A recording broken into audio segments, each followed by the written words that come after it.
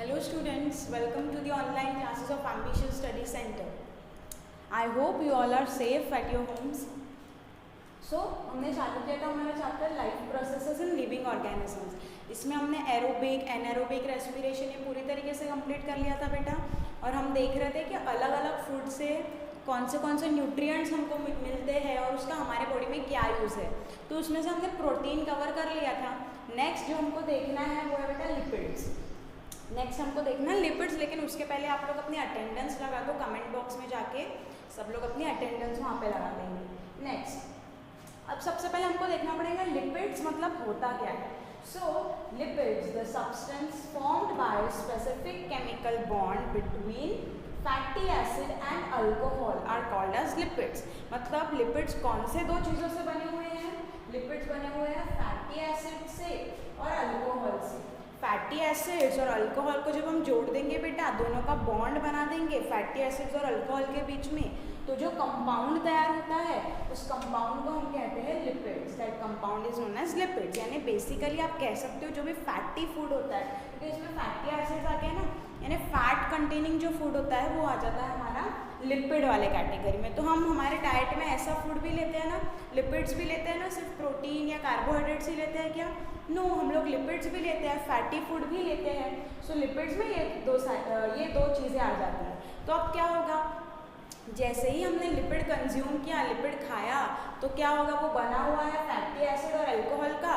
तो जब बॉडी में जाके वो डाइजेस्ट होगा तो वो टूटेगा भी किस में, वो दो हिस्सों में बढ़ जाएगा, और एक होगा फैटी एसिड और एक होगा अल्कोहल। तो इसमें से जो फैटी एसिड वाला फूड पार्ट रहेगा लिपिड्स का, वो हमारे लिए ज़्यादा काम का है, वो हमारे लिए ज़्यादा काम का है। समझ में आ रहा है ना? हमने लिपिड कंटेनिंग फूड को कंज्यूम किया, खाया, उसका ब्रेकडाउन हुआ, ब्रेकडाउन होने के बाद में ब्रेकडाउन मतलब डाइजेशन हुआ, डाइजेशन होकर उसमें से फिर फैटी एसिड्स और लिपिड में वो सेपरेट हो गया, फिर उसका एब्जॉर्प्शन हुआ, ये फैटी एसिड्स और अल्कोहल हमारे ब्लड में आ गया, और ब्लड से फिर क्या होगा, हर सेल तक जाएगा और सेल फिर उसको अलग अलग चीज़ों के लिए यूज़ करेगा, है ना। सो हमको देखना भी है फैटी एसिड के हमारे बॉडी में क्या यूजेस होते हैं। जैसे हमने प्रोटीन के यूजेस देखे थे, अलग अलग प्रोटीन्स होते हैं, कुछ मसल बनाने के काम में आते हैं, कुछ हमारे स्किन में होते हैं, कुछ हमारे बोन्स में होते हैं, है ना। So these were the different types of protein जो हमारी बॉडी बनाती है। तो वैसे फैटी एसिड्स के क्या यूजेस है हमको देखना है। सबसे पहले तो फॉर्मेशन ऑफ फॉस्फोलिपिड। फॉस्फोलिपिड क्या है? एक तरीके का लिपिड ही है, एक तरीके का लिपिड ही है, जो किसके काम में आ रहा है, जो हमारा सेल का सेल मेम्ब्रेन होता है ना, सेल मेम्ब्रेन, ये जो सेल मेम्ब्रेन या प्लाज्मा मेम्ब्रेन जिसको कहते हैं, वो बनाने के लिए फॉस्फोलिपिड जरूरी होता है। यानी आप कह सकते हो कि जो सेल मेम्ब्रेन है, ये सेल मेम्ब्रेन किसका बना हुआ होता है? ये सेल मेम्ब्रेन बना हुआ होता है फॉस्फोलिपिड का। और फॉस्फोलिपिड बनाने के लिए हमको क्या लगेगा? Fatty acid. यानी पहला यूज क्या होगा फैटी एसिड का? फॉर्मेशन ऑफ फॉस्फोलिपिड्स, फॉस्फोलिपिड बनाना, ये हो गया हमारा पहला function. So second function progesterone, oestrogen और टेस्टोस्टेरॉन, ये सब क्या है? ये सब है बेटा हार्मोन। ये सब है हार्मोन्स, 9th में हम पढ़ चुके हैं, हार्मोन्स है ये सारे। तो ये हार्मोन्स को फॉर्म करने के लिए, ये हार्मोन्स बनाने के लिए कुछ हार्मोन प्रोटीन होते हैं, कुछ हार्मोन कार्बोहाइड्रेट के बने हुए होते हैं, और कुछ हार्मोन फैट्स के या लिपिड्स के भी बने हुए होते हैं, जैसे कि प्रोजेस्टेरॉन, ईस्ट्रोजेन और टेस्टोस्टेरॉन। तो ये हार्मोन बॉडी कैसे बनाएगी? ये हार्मोन बॉडी बनाएगी फैटी एसिड्स के मदद से। फैटी एसिड्स कहाँ से मिले हमको? फैटी एसिड्स हमको लिपिड कंटेनिंग फूड से मिले, ठीक है। तीसरा है कवरिंग ऑफ एक्सॉन। एक्सॉन जो होता है हमारा नर्व सेल होता है ना, न्यूरॉन, उसमें ये एक्सॉन होता है ना, इस तरीके से होता है एक्सॉन। इधर में नर्व टर्मिनल्स होते हैं, नर्व एंडिंग, और इधर में पूरा इस तरीके से न्यूरॉन होता है ना हमारा। ये डेंड्राइट्स रहेंगे यहाँ पे, डेंड्राइट्स रहेंगे यहाँ पे। तो ये जो एक्सॉन वाला पार्ट है, उसके ऊपर में जो कवरिंग है ना, वो कवरिंग भी किसकी बनी होती है? फैटी एसिड्स की बनी हुई होती है, ठीक है। तो ये तीन हमारे यूजेस हो गए, किसके? तीन हमारे यूज हो गए फैटी एसिड के। क्लियर हो गया सबको फैटी एसिड्स के यूजेस?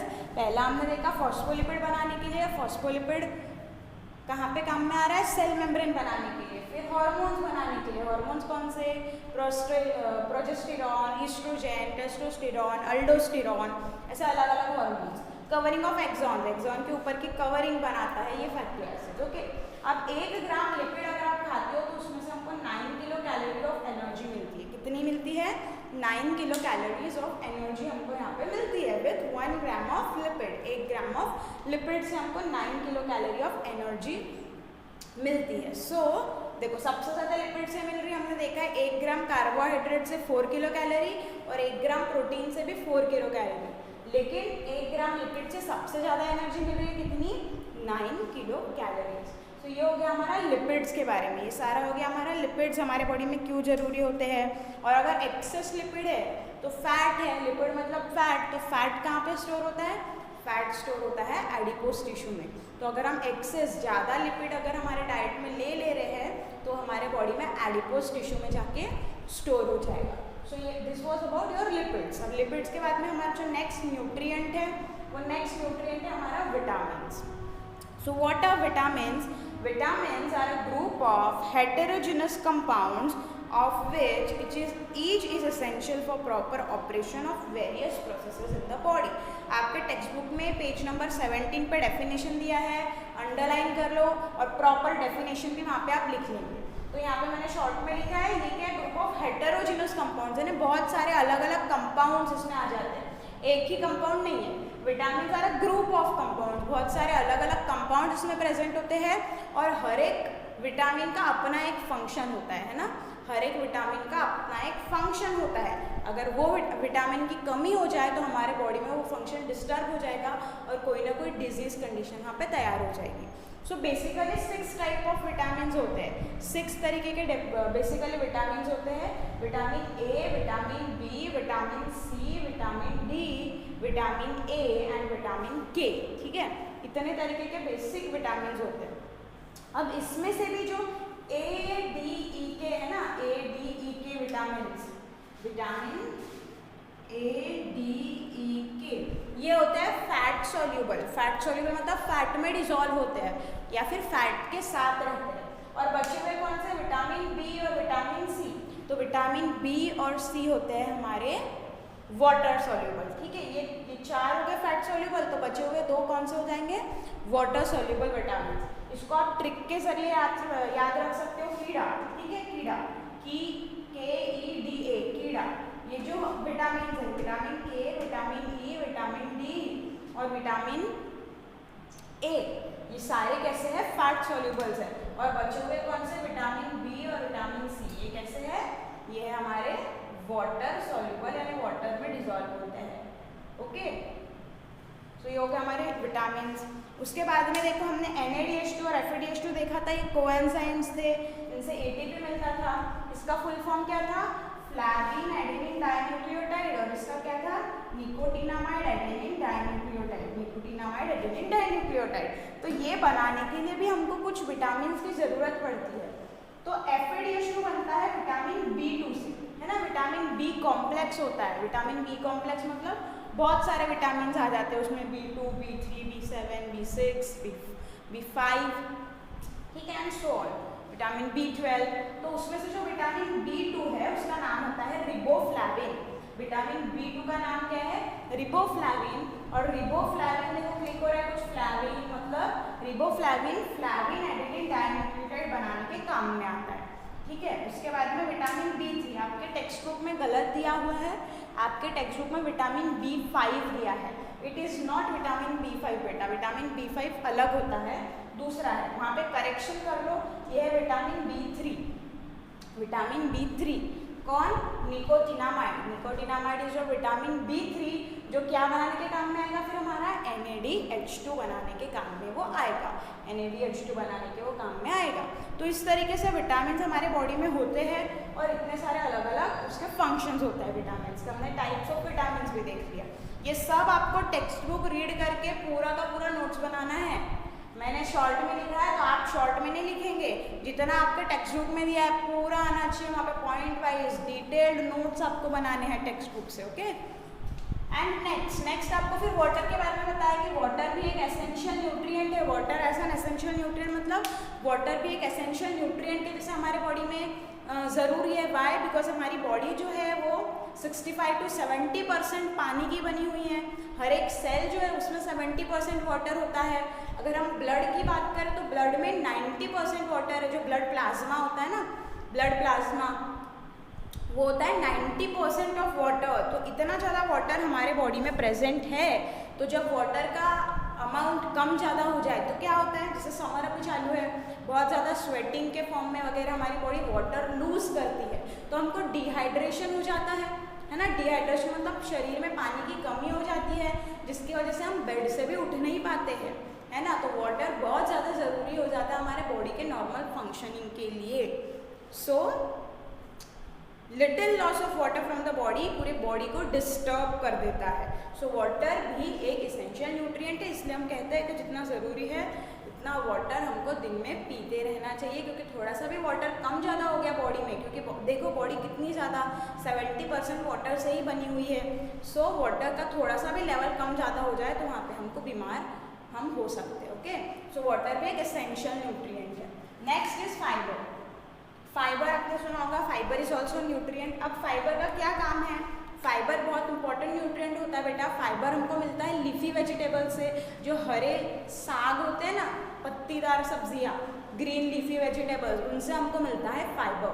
अब इसलिए हमारे घर पे सब बोलते रहते हैं कि ग्रीन वेजिटेबल्स वगैरह भी खानी चाहिए। Why? Because it contains fibre, it is rich in fibre. अब फाइबर का हमारी बॉडी में क्या रोल है? सो फाइबर देखो बेटा, फाइबर हमारी बॉडी डाइजेस्ट नहीं कर सकती। जैसे कार्बोहाइड्रेट को हमारी बॉडी डाइजेस्ट कर लेती है, लिपिड्स को, प्रोटीन्स को, सबको डाइजेस्ट कर लेती है, लेकिन फाइबर को वो डाइजेस्ट ही नहीं कर सकती। तो फाइबर डाइजेस्ट ही नहीं हो रहा है, तो क्या काम क्या है? तो वो इस काम क्या बेटा कि वो दूसरे सब्सटेंस को डाइजेस्ट करने में हेल्प करते हैं। खुद तो डाइजेस्ट नहीं होते हैं, लेकिन जो दूसरे अलग न्यूट्रिएंट्स हैं उनको डाइजेस्ट करने में वो हेल्प करते हैं, दूसरे को डाइजेस्ट करने में हेल्प करते हैं, खुद डाइजेस्ट नहीं होते हैं। और सबसे important, it helps to remove undigested food. यानी हमारे बॉडी में जो अनडाइजेस्टेड फूड होता है, जो वेस्ट मटेरियल होता है, तो वेस्ट मटेरियल प्रॉपरली फॉर्म हो और वेस्ट मटेरियल हमारे बॉडी से इजीली रिमूव आउट हो, बॉडी के बाहर भी निकल जाए, उसके लिए फाइबर की बहुत ज़्यादा ज़रूरत होती है। यानी हम कह सकते हैं फाइबर भले ही बॉडी में डाइजेस्ट नहीं होता है, लेकिन डाइजेशन के लिए, अच्छा डाइजेशन होने के लिए वो बहुत ज़रूरी होता है, क्योंकि वो दूसरे सब्सटेंसेस, दूसरे फूड को डाइजेस्ट करने में हेल्प करता है। और जो अनडाइजेस्टेड यानी वेस्ट मटेरियल जो है हमारी बॉडी का, वेस्ट मटेरियल, उसको रिमूव करने में, बॉडी के बाहर रिमूव करने में भी हेल्प करता है। So this was all about your nutrients. अब यहाँ पे कुछ क्वेश्चंस है, कैन यू टेल वाले वो हम थिंक वाले वो हम थोड़ा सा डिस्कस कर लेते हैं। उसके आंसर्स भी आपको अपने कॉपी में लिख लेने हैं बेटा। ओके, मैं अभी यहाँ पे एक्सप्लेन करके आपको दूंगी, आपको प्रॉपरली आंसर बना के वो लिख लेने हैं। अब यहाँ पे देखो दिया है, which type of cellular respiration performs complete oxidation of glucose. कौन से रेस्पिरेशन में कंप्लीट ऑक्सीडेशन हो रहा है? एरोबिक रेस्पिरेशन में। Which cell organelle is necessary for complete oxidation? कौन सा सेल ऑर्गेनल जरूरी है? कहाँ पे होता है? क्रेब्स साइकिल और electron transfer chain reaction, mitochondria. तो माइटोकॉन्ड्रिया बहुत जरूरी है एनर्जी प्रोडक्शन के लिए। उसके बाद में हमको दिया है, many times you can not eat hot food due to inflammation, ulceration in mouth. इसके ऊपर में हमको सोचना है कि बहुत बार क्या होता है, हमारे मुंह में अल्सर वगैरह बन जाता है। अल्सर मतलब छाले वगैरह आ जाते हैं, तो हम स्पाइसी फूड या हॉट फूड नहीं खा सकते हैं। सो सबसे पहले तो बताओ अल्सर क्यों होते हैं? कभी कभी क्या होता है, हम गलती से हमारा चीक या हमारी टंग हम बाइट कर ले, अगर हम खाना खाते खाते उसको ही बाइट कर ले तो वहाँ पे घाव हो जाते हैं। उसके अलावा जो अल्सर है वो विटामिन B12 या जिंक के डेफिशिएंसी से भी होते हैं। विटामिन B12 है ना, विटामिन बी कॉम्प्लेक्स का ही एक विटामिन है, B12 और जिंक, ये एलिमेंट, ये सब हमारे बॉडी को ज़रूरी होता है। अगर इनकी कमी भी हो जाए तो भी हमारे बॉडी में अल्सर हो जाते हैं, यानी छाले हो जाते हैं। अब ऐसे कंडीशन में हम गर्म खाना खाएंगे तो वो घाव है, वहाँ पे वुंड हो चुका है, वो घाव के ऊपर में आप गर्म चीज़ खाओगे या स्पाइसी चीज़ खाओगे तो उसको जाके और इरिटेट करेगी वो, और इरिटेशन जब वहाँ पे होगा तो हमको पेन या बर्निंग सेंसेशन होगा। इसीलिए हम वहाँ पे ऐसे कंडीशन में हॉट फूड कंज्यूम नहीं कर सकते हैं। नेक्स्ट क्वेश्चन में दिया है, किसी किसी को रात को देखने में दिक्कत होती है तो उसको हम कहते हैं बेटा नाइट ब्लाइंडनेस। वो डिजीज़ को कहा जाता है नाइट ब्लाइंडनेस, रात का अंधापन, यानी रात को उनको कुछ दिखाई नहीं देता है। तो वो बेसिकली होता है विटामिन ए की कमी के वजह से। विटामिन ए अगर कमी हो जाए बॉडी में, विटामिन ए की डेफिशिएंसी उसको कहते हैं, कमी, डेफिशिएंसी ऑफ विटामिन ए अगर हमारे बॉडी में हो जाती है तो उस पर्सन को रात को देखने में दिक्कत होती है। Okay, next question is many times we experience dryness in mouth. क्या आपको खुद को थिंक करना है, लेकिन फिर भी हम डिस्कस कर ले रहे हैं। क्यों हमारे मुंह में ड्राइनेस क्यों आ जाता है बेटा? Why do we experience dryness in mouth? Due to dehydration. अगर हमारे बॉडी में पानी की कमी हो गई, जैसे हम कोई एक्सरसाइज कर रहे हैं, अभी देख लो समर है, हमारे बॉडी से कंटिन्यूस लॉस हो रहा है वाटर का, या अगर हम कोई एक्सरसाइज करते हैं, रनिंग करते हैं या वर्कआउट कर रहे हैं, एक्सरसाइज कर रहे हैं, तो हमारे बॉडी में वाटर की कमी हो जाती है, और वाटर की कमी हो रही है तो हमारे माउथ में हमको डिहाइड्रेशन यानी सूखा सूखा फील होने लगता है। सो वो एक सिग्नल है एक तरीके से एक्चुअली कि अभी बॉडी में वाटर की कमी हो गई है, माउथ में आपको ड्राई फील हो रहा है, तो आप वाटर कंज्यूम करो। ठीक है, so actually loss of water होने की वजह से हमको वैसा फील होता है। प्यासा यानी thirsty. Oral rehydration solution is frequently given to persons experiencing loose motions. ठीक है, लूज मोशन अगर किसी को हो जाए, लूज मोशन अगर किसी को हो जाता है बेटा, तो उसको ORS का सॉल्यूशन दिया जाता है। वाई? बिकॉज जब लूज मोशन होता है तो बॉडी से स्टूल्स बहुत ज़्यादा पास हो रहे हैं, तो उसकी वजह से क्या होगा, वाटर भी बहुत ज़्यादा रिमूव हो जाता है बॉडी से। वाटर के साथ में जो जरूरी आयंस है, जरूरी आयंस मतलब सॉल्ट, शुगर, ग्लूकोज, इसकी भी बॉडी में कमी हो जाती है। वाई? बिकॉज लूज मोशन हो रहा है, वाटर के साथ में ये सारी चीज़ें भी रिमूव आउट हो रही है बॉडी से। तो ORS में क्या होता है, ORS का सोल्यूशन हम बनाते हैं वाटर में, 1 लीटर वाटर्स में ORS का सोल्यूशन हम बनाते हैं। तो वाटर और वाटर के साथ में ORS में होता है ग्लूकोज, ORS में होता है सॉल्ट, और ORS में अलग अलग आयंस होती है, सोडियम, पोटेशियम, क्लोराइड, ये सारी हमारे बॉडी में आते रहेगी, और हमारे बॉडी से जो लॉस हो रहा है वो क्या होगा, वो मेंटेन हो जाएगा, यानी हमारे बॉडी में डिहाइड्रेशन वाली कंडीशन को हम अवॉइड कर सकते हैं। क्योंकि एक्सेस लॉस हो रहा है तो लॉस की भरपाई हमको करनी पड़ेगी, तो हम करते हैं ORS सॉल्यूशन के जरिए। Next, we sweat during summer and heavy exercise के दौरान हमको स्वेटिंग होती है। वाई? बिकॉज समर में हमारे बॉडी छोड़ो सराउंडिंग का टेम्परेचर बहुत ज़्यादा बढ़ जाता है। सराउंडिंग का टेम्परेचर बढ़ रहा है तो हमारे बॉडी का भी टेम्परेचर बढ़ेगा, लेकिन हमारे बॉडी को टेम्परेचर मेंटेन करके रखना पड़ता है, बॉडी का खुद का टेम्परेचर उसको मेंटेन करके रखना पड़ता है। तो टेम्परेचर कैसे मेंटेन करती है?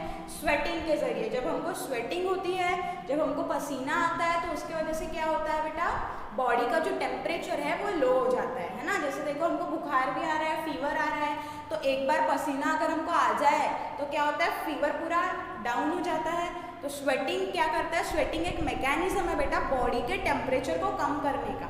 तो समर में हमको स्वेटिंग ज़्यादा इसीलिए होती है ताकि बॉडी का जो बढ़ा हुआ टेम्परेचर है वो नॉर्मल पे मेंटेन रहे। ओके, सो ये वाले सारे क्वेश्चंस भी हमने डिस्कस कर लिए हैं, या आपको अपने कॉपी में लिख लेने हैं। ओके, नाउ इसके बाद हम जाएंगे हमारे नेक्स्ट टॉपिक पे, वो है सेल डिविजन। वो है सेल डिविजन।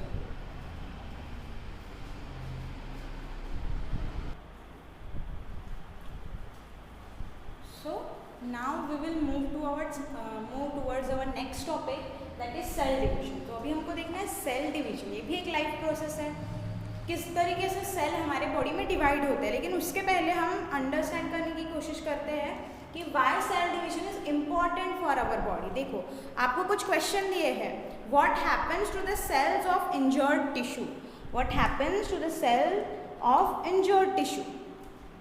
अगर कहीं पे इंजरी हो गई है, कोई टिश्यू पे इंजरी हो गई है, तो वहाँ के सेल का क्या होगा, वहाँ पे सेल क्या होगा। अगर इंजरी बहुत ज़्यादा है तो एक तो वो सेल की डेथ हो जाएगी, वो सेल मर जाएगा, या फिर अगर इंजरी कम है तो वो सेल खुद को रिपेयर कर लेगा, वो सेल खुद को रिपेयर कर लेगा। Next, whether new cells are form during healing of wound. जब कोई घाव भरते रहता है तो वहाँ नए सेल तैयार होते हैं क्या?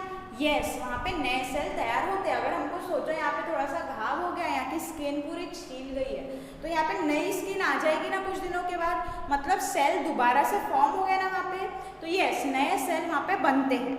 नेक्स्ट हमको बोला है, do the plants get injured when do we plug the flowers, how are those wounds healed. जब हम किसी पेड़ के या प्लांट के फूल को प्लग करते हैं, फूल तोड़ते हैं, तो क्या उसको भी इंजरी होती है क्या? यस, उसका कोई ऑर्गन, उसका कोई पार्ट हम तोड़ रहे हैं तो उसको भी तो इंजरी होगी ना। फिर वो इंजरी कैसे हील करता है?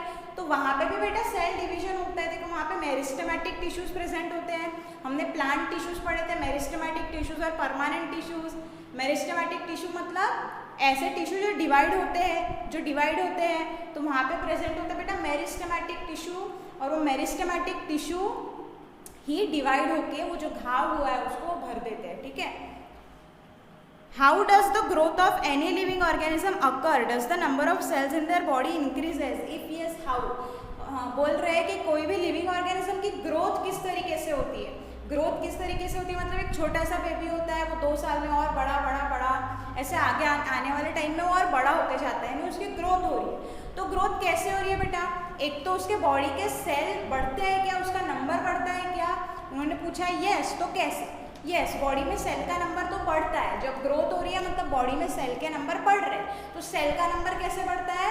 Again the answer is cell division. उसके बॉडी में जितने सेल प्रेजेंट है वो डिवाइड होते जाएंगे और उसके बॉडी में नंबर ऑफ सेल्स बढ़ेंगे। नंबर ऑफ सेल्स जब बढ़ेंगे तो वो पूरा का पूरा ऑर्गेनिज्म भी बढ़ेगा, यानी उसकी ग्रोथ वहाँ पर होगी।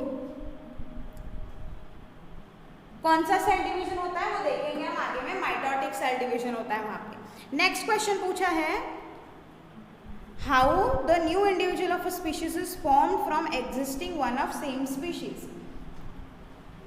कैसे मतलब एक न्यू इंडिविजुअल कैसे फॉर्म हो रहा है, यानी human gives birth to human नए ह्यूमन को फॉर्म कर रहा है, डॉग नए डॉग को फॉर्म कर रहा है। तो नए इंडिविजुअल कैसे फॉर्म होते हैं? It forms by the process of reproduction के प्रोसेस से नए इंडिविजुअल तैयार होते हैं। ओके, तो ये सारे कुछ क्वेश्चंस थे जहाँ पे हमने देखा कि हमारे बॉडी में कैसे कैसे कंडीशन में कौन से सिचुएशंस में सेल डिवीजन होता है। अभी हमको देखना है कि why cell division is very important for our body. Why? Because a new organism is form from existing one. देखो, एक नया ऑर्गेनिज्म बन रहा है एक इंडिविजुअल से, ठीक है, कोई ऑर्गेनिज्म है वो नए ऑर्गेनिज्म को तैयार कर रहा है, तो वहाँ पे भी सेल डिवीजन बहुत ज़्यादा जरूरी हो जाता है बेटा। वो सब जब हम आगे में पढ़ेंगे तो आपको क्लियर होगा। उसके बाद में अगर हमको वुंड हुआ है, घाव हुआ है, तो भी उसको हील करने के लिए सेल डिवीजन की ज़रूरत है। अगर किसी के बॉडी को ग्रो करना है, ठीक है, ग्रोथ अगर हो रही है तो वहाँ पे भी सेल डिवीजन की ज़रूरत है। फिर उन्होंने बोला है कि इमेसिएटेड मतलब वीक अगर कोई बॉडी है, वीक अगर कोई हो जाता है तो उसको स्ट्रांग बनाने के लिए फिर से हमको वहाँ पे सेल डिवीजन की ज़रूरत पड़ेगी। तो इतने सारे यूजेस है सेल डिवीजन के, इसीलिए सेल डिवीजन बहुत ज़्यादा जरूरी लाइफ प्रोसेस हो जाती है बेटा। अभी हमको देखने हैं types of cell division. Types of cell division. Cell division are of 2 types. Cell division 2 तरीके के होते हैं, एक है आपका माइटोसिस और एक है आपका मियोसिस। सेल डिवीजन होता है 2 तरीके का, माइटोसिस और मियोसिस। तो देखो, माइटोसिस किसमें होता है बेटा? माइटोसिस होता है सोमैटिक सेल और स्टेम सेल में, और मियोसिस होता है जर्म सेल्स में। तो अभी सबसे पहले हमको समझना पड़ेगा कि सोमैटिक सेल और जर्म सेल क्या है। तो सबसे पहले हम जर्म सेल समझते हैं। जर्म सेल मतलब इसी को हम कहते हो गमेट्स भी कहते हो बेटा। गमेट्स मतलब जैसे मेल में स्पर्म होता है और फीमेल में एग सेल होता है, ठीक है, तो वो है गमेट्स, यानी ऐसे सेल जो रिप्रोडक्शन में इन्वॉल्व है, ठीक है, ऐसे सेल जो रिप्रोडक्शन में इन्वॉल्व है। जैसे मेल गमेट होता है और फीमेल गमेट होता है, यानी मेल का स्पर्म और फीमेल का एग सेल वो जब यूनाइट होंगे, वो जब जुड़ेंगे, उनका जब फ्यूजन होगा, तभी जाके एक नया ऑर्गेनिज्म वहाँ पे तैयार होगा, एक नया इंडिविजुअल तैयार होगा। ये सब हमको रिप्रोडक्शन के वाले चैप्टर में, जो हमारा नेक्स्ट ही चैप्टर है इमीडिएट, उसमें हमको पूरा अच्छी तरीके से क्लियर हो जाएगा बेटा। तो अभी इस चीज़ को उतना टेंशन मत लो कि क्या गमेट्स है, कैसे गमेट्स बन रहे हैं, ठीक है, वो सब हमको क्यों बन रहे हैं, वो सब हमको नेक्स्ट चैप्टर में डीप में पढ़ना है। अभी तो आप समझ जाओ कि गमेट बनाने की जो प्रोसेस है, गमेट बनाने की जो प्रोसेस है वो होती है मियोसिस से, या मियोटिक सेल डिवीजन को कहेंगे आप, ठीक है। गमेट यानी ऐसे सेल, स्पर्म, एग, ऐसे सेल, या उसी को हम कहेंगे जर्म सेल्स, ऐसे सेल्स जो किस में इन्वॉल्व है, जो रिप्रोडक्शन में इन्वॉल्व है, उसको हम कहते हैं जर्म सेल्स या गमेट। और उनका डिवीजन अगर होना है, उनका सेल डिवीजन अगर होना है, तो उसकी प्रोसेस हो जाएगी मियोसिस, उसकी प्रोसेस हो जाएगी मियोसिस। फिर सोमैटिक सेल मतलब क्या?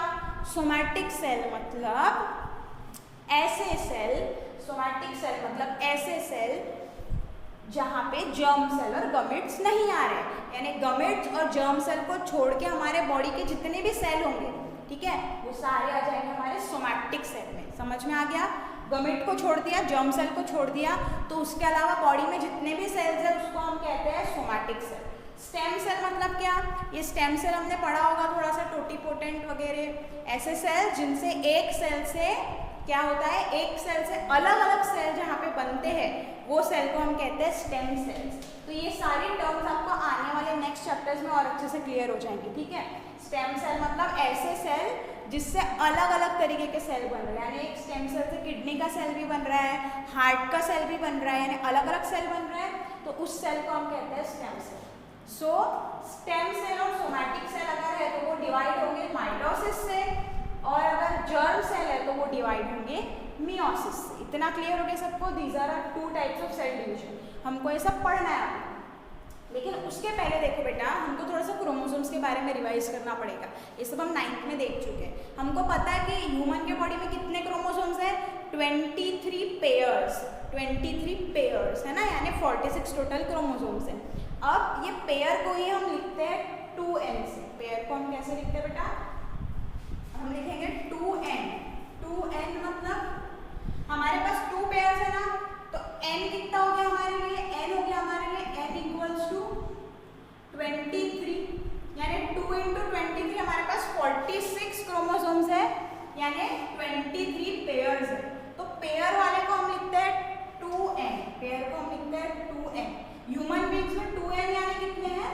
46, यानी आप कह सकते हो 23 पेयर्स। समझ में आ रहा है? तो अब अगर मैं सिर्फ n लिखूं, सिर्फ मैं n लिखूं, तो n कितना हो जाएगा ह्यूमन बीइंग के लिए? 2n 46 है तो n कितना हो जाएगा? 23, यानी पेयर है क्या? नहीं, पेयर में का 1। समझ में आ रहा है? यहाँ पे अगर 23 पेयर्स है क्रोमोसोम की तो हम 2n कह रहे हैं। अब पेयर में का सिर्फ एक ले लोगे, यानी 23 पेयर में से हमने एक क्रोमोसोम उठा लिया, तो वो हो जाएगा n, single n equal to 23। अब ये 2n को ही हम कहते हैं बेटा डिप्लॉइड, डिप्लॉइड सेल। अगर आपको आगे में वर्ड्स आएंगे, इसलिए मैं वर्ड की मीनिंग अभी क्लियर कर दे रही हूँ। आगे में क्वेश्चन में पूरा आपको डेफिनेशन भी लिखा के दूंगी, उसका टेंशन मत लो, ठीक है। डिप्लॉइड सेल, अगर कहीं पे भी वर्ड आ रहा है डिप्लॉइड सेल तो मतलब समझ जाना डिप्लॉइड मतलब 2n। 2n मतलब क्रोमोसोम कैसे है? क्रोमोसोम जोड़ी में है, क्रोमोसोम पेयर में है ना। क्रोमोसोम पेयर में होता है ना, क्रोमोसोम्स जोड़ी में प्रेजेंट है, क्रोमोसोम्स पेयर में प्रेजेंट है, वैसे कंडीशन को हम कहते हैं डिप्लॉइड। जैसे ह्यूमन बीइंग में 23 पेयर्स है। और n मतलब क्या? फिर n को हम कह देते हैं हैप्लॉइड, n को हम कह देंगे हैप्लॉइड, यानी पेयर में नहीं है अभी, पेयर में का सिर्फ एक, पेयर में का सिर्फ एक। तो अगर मैं कहूँ हैप्लॉइड सेल, अगर मैं कहूँ हैप्लॉइड सेल तो समझ जाना हैप्लॉइड मतलब n, n मतलब पेयर नहीं है, पेयर में का सिर्फ एक, सिंगल क्रोमोसोम। तो अगर आप एग्जांपल के तौर पे समझो तो ह्यूमन बीइंग में डिप्लॉइड यानी 46 क्रोमोसोम और हैप्लॉइड यानी 23 क्रोमोसोम्स। अभी क्लियर हो गया सबको डिप्लॉइड और हैप्लॉइड का मीनिंग? क्यों मैं ये बता रही हूँ? क्योंकि आपको आगे में ये सारी चीज़ों की ज़रूरत पड़ने वाली है, जब जब ज़रूरत पड़ेगी तो आई विल टेल यू। सो अभी इतना क्लियर हो गया, हमारे पास पेयर में क्रोमोसोम्स है नॉर्मल सेल में तो डिप्लॉइड, और अगर सिंगल क्रोमोसोम्स है यानी सिंगल 23 क्रोमोसोम्स है तो हैप्लॉइड। ऐसा ये नंबर तो हर एक इंडिविजुअल के लिए नहीं, हर एक स्पीशीज़ के लिए अलग होगा, है ना। मेज में अलग, मंकी में अलग। अगर हम ह्यूमन बीइंग्स की बात कर रहे हैं तो डिप्लॉइड सेल में 46 क्रोमोसोम यानी 23 पेयर्स, और हैप्लॉइड सेल में 23 क्रोमोसोम्स बस। ओके, सो अब देखो,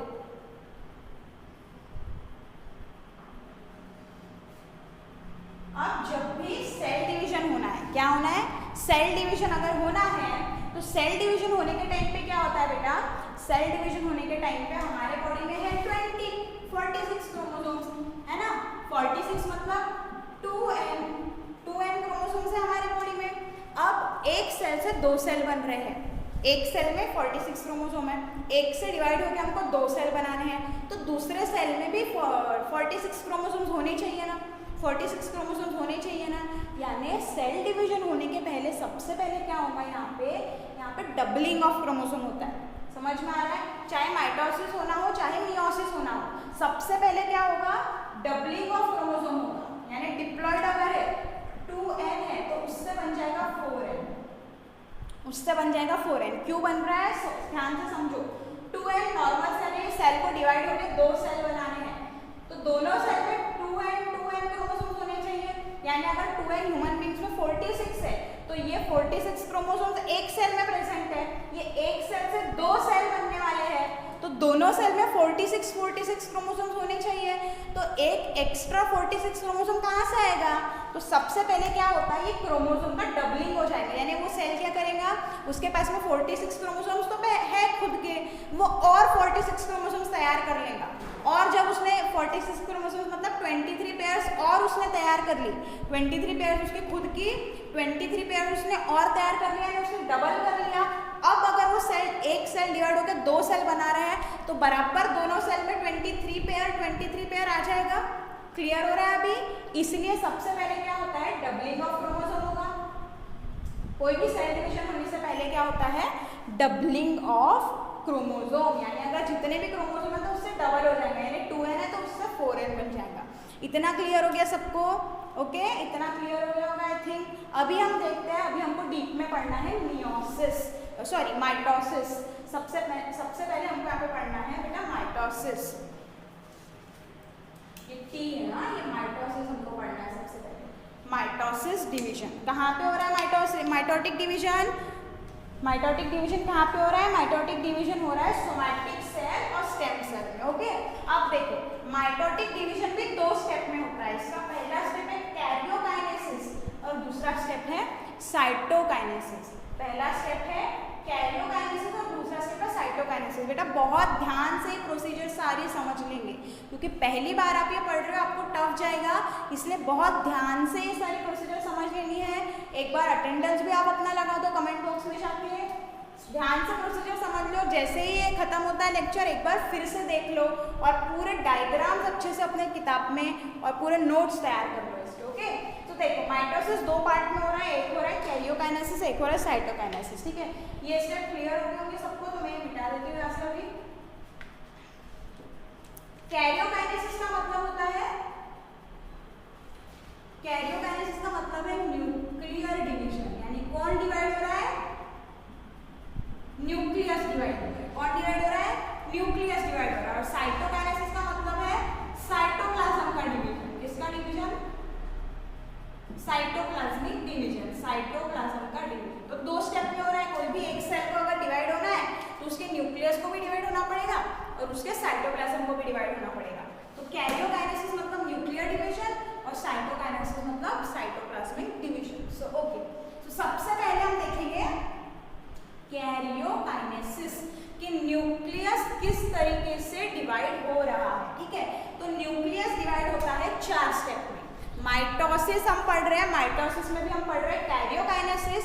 कैरियोकाइनेसिस मतलब न्यूक्लियर डिवीजन। तो न्यूक्लियस डिवाइड होता है 4 स्टेप में। उसकी पहली स्टेप है प्रोफेज, दूसरी स्टेप है मेटाफेज, तीसरी स्टेप है एनाफेज और चौथी स्टेप है टेलोफेज। ओके, क्लियर हो रहा है? पहली स्टेप है प्रोफेज, दूसरी स्टेप है मेटाफेज, तीसरी एनाफेज और चौथी टेलोफेज। तो अभी हमको देखना है सबसे पहले कैसे हो रहा है प्रोसेस। मैंने यहाँ पे शॉर्ट में लिख के रखा है, आपको पूरे टेक्स्ट बुक से नोट्स बनाने हैं। जितना भी पूरा आपको माइटोसिस का दिया हुआ है बेटा, पूरा माइटोसिस का पेज नंबर 18 और पेज नंबर 19 में जितना भी दिया है उतना पूरा आपको लिखना है, उतना पूरा आपको अपने नोट्स में लिखना है। एक भी वर्ड, एक भी सेंटेंस, एक भी लाइन छूटनी नहीं चाहिए। पूरा अच्छे से नोट्स आपको बनाना है। ओके, सो देखते हैं हम प्रोफेज में क्या होता है। प्रोफेज में सबसे पहले होगा कंडेंसेशन ऑफ क्रोमोसोम्स। अब हमको पता है कि क्रोमोसोम जो है उसका बहुत कॉइलिंग हुआ रहता है ना, हमने 9th में पढ़ा है। 9th थोड़ा सा रिवाइज करो। कंडेंसेशन का एकदम बहुत कॉइलिंग होता है, एक्सटेंसिव कॉइलिंग होता है, और उसके वजह से हमको क्रोमोसोम इस शेप के दिखाई देते हैं। क्रोमोसोम इस शेप के दिखाई देते हैं। यानी सबसे पहले सेल डिवीजन होने के पहले स्टार्टिंग में देखो, अगर ये हमारा सेल है, ये हमारा न्यूक्लियस है, तो न्यूक्लियस के अंदर में ना क्रोमोसोम्स ऐसे ही स्कैटर होके रहेंगे। ठीक है, ऐसे ही खुले थ्रेड जैसे प्रेजेंट रहेंगे, धागे जैसे प्रेजेंट रहेंगे। लेकिन जैसे ही प्रोफेज चालू हुआ तो उसका कंडेंसेशन हो जाएगा। कंडेंसेशन मतलब कॉइलिंग, समझ में आ रहा है? कंडेंस होने लगेंगे, यानी जो थ्रेड लाइक रहेंगे अभी वो थ्रेड लाइक नहीं रहेंगे, अभी कंडेंस होंगे यानी उनका कॉइलिंग होगा वो शॉर्ट, छोटे और थिक यानी मोटे, छोटे और मोटे वाले फॉर्म में वो आने लगेंगे और उसी को हम कहते हैं कंडेंसेशन। ठीक है, यानी ऐसा थ्रेड लाइक नेटवर्क से वो कुछ इस फॉर्म में दिखाई देने लगेगी। ओके, कब? प्रोफेज में। वो thick with pair of sister chromatids, मतलब ये एक क्रोमोसोम है, ये एक क्रोमोसोम है, तो इसके ये जो दिख रहे हैं ना आपको, इसको हम कहते हैं सिस्टर क्रोमैटिड्स, इसको कहते हैं सिस्टर क्रोमैटिड्स। ये एक क्रोमोसोम, ये दूसरा क्रोमोसोम, ये और ये सिस्टर क्रोमैटिड्स नहीं हुए बेटा, ये और ये सिस्टर क्रोमैटिड्स नहीं हुए, ये वाले सारे सिस्टर क्रोमैटिड्स, ये वाले सारे सिस्टर क्रोमैटिड्स, ये सारे सिस्टर क्रोमैटिड्स, ये सारे, पर ये इसके साथ सिस्टर कहेंगे क्या? नहीं। क्लियर हो रहा है अभी सिस्टर क्रोमैटिड मतलब क्या? तो पेयर ऑफ सिस्टर क्रोमैटिड दिख रही है आपको, ये एक पेयर, ये एक पेयर, इस तरीके से आपको कब दिखेगा? ये आपको दिखना चालू होगा प्रोफेज में। समझ में आ रहा है? पहले थ्रेड लाइक था, फिर कंडेंस होके वो ऐसे दिखने लगे, कब? In prophase. After that centriole duplicate. Centriole क्या है बेटा? सेंट्रियोल एक सेल ऑर्गेनल है जिसका बहुत बड़ा रोल होता है, किसमें बहुत बड़ा रोल होता है? सेल डिवीजन में। ठीक है, अगर सेंट्रियोल है तो ही सेल डिवीजन हो पाएगा। तो सेंट्रियोल एक सेल ऑर्गेनल है जिनका काम होता है किसमें? सेल डिवीजन में। ओके, सो ये है सेंट्रियोल, ये दिख रहे हैं आपको, ये वाले स्ट्रक्चर्स है सेंट्रियोल। सेंट्रियोल डुप्लीकेट होने लग गए, यानी इस एक से दो सेंट्रियोल बन गए और ये पोल पे जा रहे हैं। पोल पे मतलब अपोजिट साइड पे जा रहे हैं। देखो इन्होंने पोल के तरफ जाना चालू कर दिया। न्यूक्लियर मेम्ब्रेन यानी जो न्यूक्लियस की मेम्ब्रेन है और न्यूक्लियोलस, न्यूक्लियस के अंदर में न्यूक्लियोलस भी प्रेजेंट रहता है, स्टार्ट्स टू डिसअपियर, यानी ये गायब होने लगते हैं। न्यूक्लियोलस भी गायब हो जाएगा और जो न्यूक्लियर मेम्ब्रेन है वो भी गायब होने लगेगी। तो ये सब हो रहा है हमारा प्रोफेज में, ये सब हो रहा है हमारा प्रोफेज में। समझ में आया क्या क्या हुआ? क्रोमोसोम्स का कंडेंसेशन हुआ, सिस्टर क्रोमैटिड्स के जैसे वो दिखने लगे, उसके बाद में जो सेंट्रियोल है वो सेंट्रियोल डुप्लीकेट हुए। सेंट्रियोल क्या है? सेल ऑर्गेनल है। ठीक है, वो डुप्लीकेट हुए और पोल पे यानी अपोजिट साइड्स को जाने लगे। न्यूक्लियर मेम्ब्रेन डिसअपियर हो गया और न्यूक्लियोलस डिसअपियर होने लगा। ये सारी चीजें हुई हमारी प्रोफेज में। ये सारी चीजें कहाँ पे हुई? प्रोफेज में। आप एक बार इसका स्क्रीनशॉट लेके रख दो बेटा, सब लोग स्क्रीनशॉट लेके रख देंगे। ठीक है, तो आप लोग ने स्क्रीनशॉट कर लिया होगा। ठीक है, हम पढ़ रहे थे प्रोफेज। प्रोफेज में हमने देखा सबसे पहले कंडेंसेशन ऑफ क्रोमोसोम्स हुआ। जो हमारे क्रोमोसोम्स स्कैटर्ड थे वो कंडेंस होकर जो क्रोमोसोम का शेप होता है, हमने टाइप्स ऑफ क्रोमोसोम पढ़े थे, है ना कहीं हमको ये मेटासेंट्रिक दिख रहे हैं क्रोमोसोम्स, तो उस इसमें वो कंडेंस हो जाते हैं, उनका कॉइलिंग होगा इस तरीके से, है ना, कंडेंस हो जाएंगे। जो हमारा थ्रेड जैसा था वो इस तरीके से कंडेंस हो जाएगा, है ना, और कुछ ऐसा हमको दिखने लगेंगे वो। ये सब कब हो रहा है? ये सब हो रहा है बेटा प्रोफेज में। सिस्टर क्रोमैटिड्स क्या है मैंने बता दिया है। सिस्टर क्रोमैटिड्स मतलब ये जो एक क्रोमोसोम के जो पीसेस दिख रहे हैं आपको, ये नीचे के सिस्टर क्रोमैटिड्स, ये ऊपर के सिस्टर क्रोमैटिड्स, ये और ये नॉन सिस्टर क्रोमैटिड्स, क्योंकि दो अलग अलग क्रोमोसोम है ना, तो इसको और इसको आप सिस्टर क्रोमैटिड्स नहीं कहोगे, ये हो गए आपके नॉन सिस्टर क्रोमैटिड्स। ओके, ये हो गए आपके नॉन सिस्टर क्रोमैटिड्स। समझ में आ गया?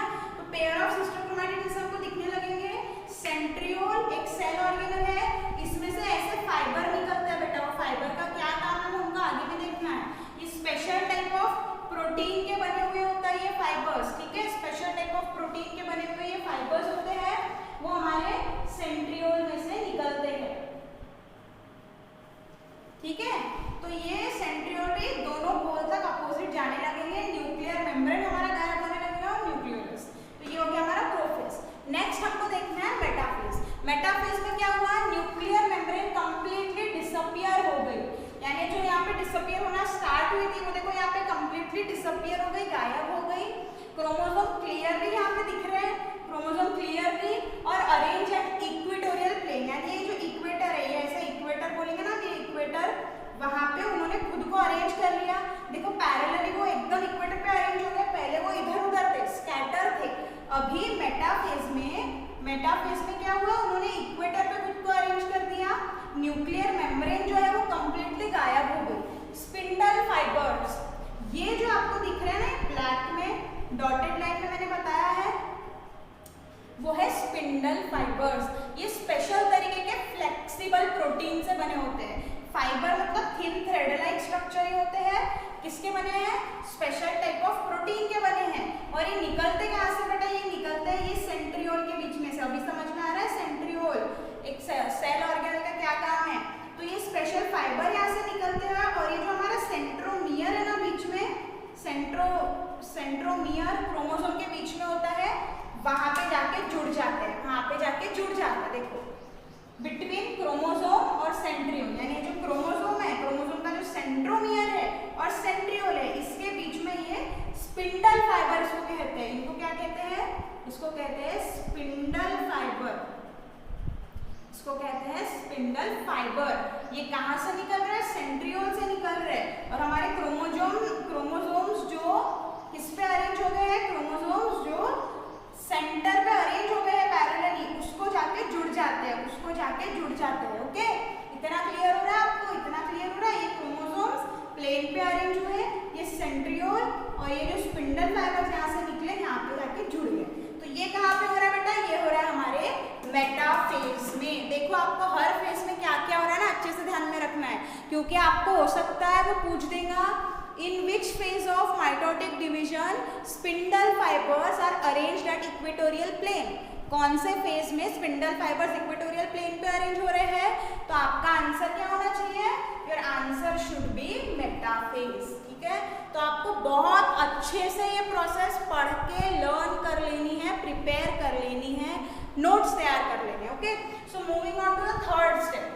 Third step anaphase. हम क्या पढ़ रहे हैं? हम कैरियोकाइनेसिस। हम देख रहे हैं एक सेल से जब डिवाइड होकर दो सेल बनते हैं तो उसमें सबसे पहले जो न्यूक्लियस का डिवीजन है वो कैसे होता है। उसमें सबसे पहले होता है प्रोफेज, फिर होता है मेटाफेज। अब देखेंगे एनाफेज।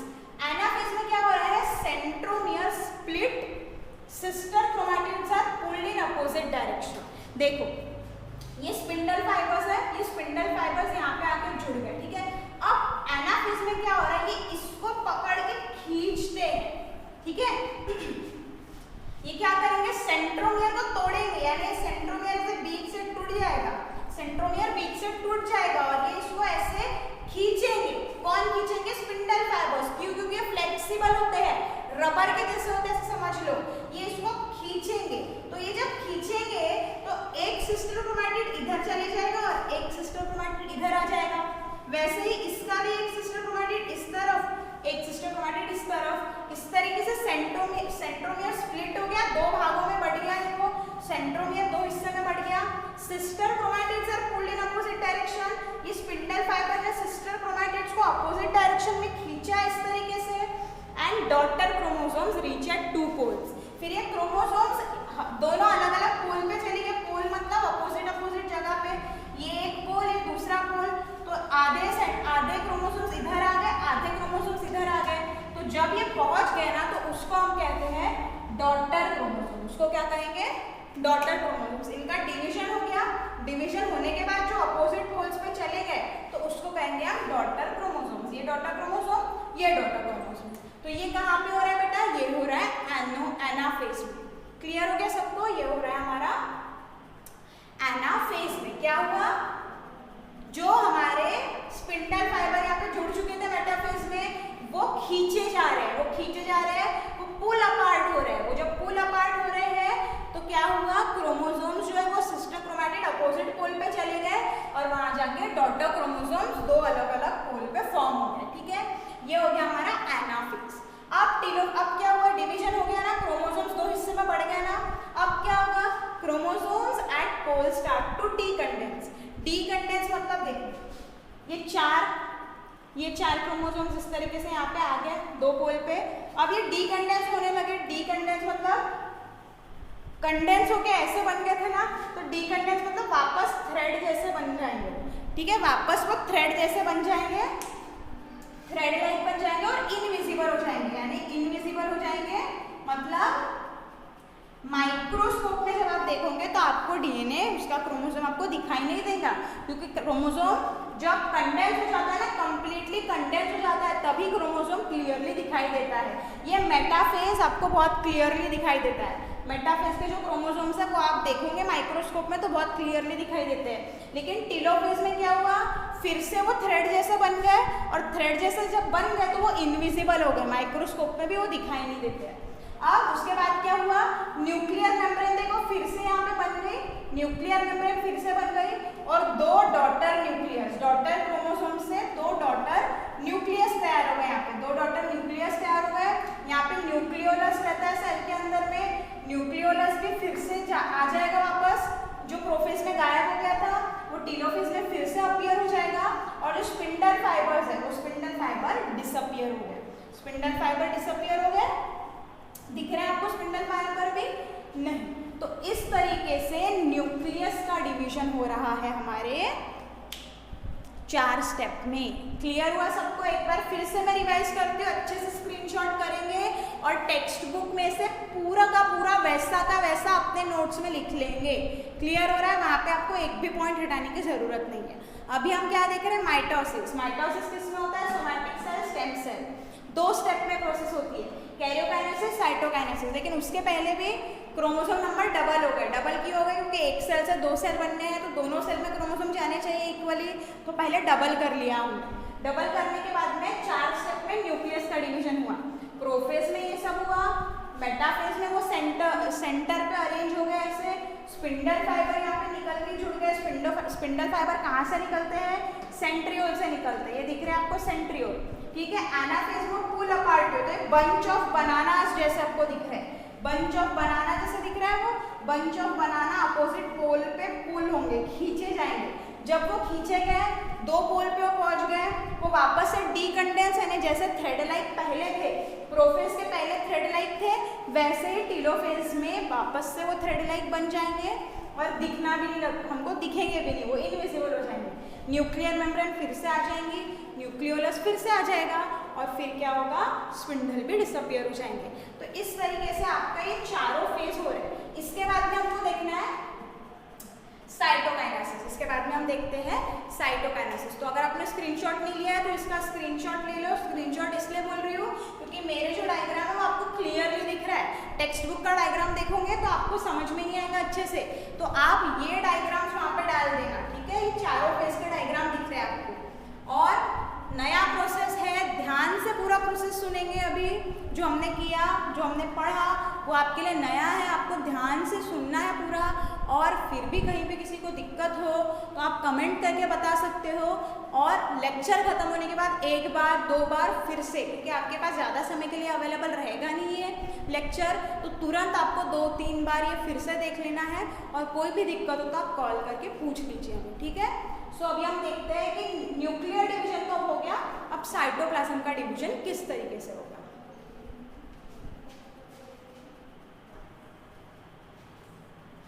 ठीक है, देखो अभी हम यहाँ पे देख रहे हैं साइटोकाइनेसिस। हमने देख लिया कैरियोकाइनेसिस कैसे हुआ, ये पूरा अभी साइटोकाइनेसिस।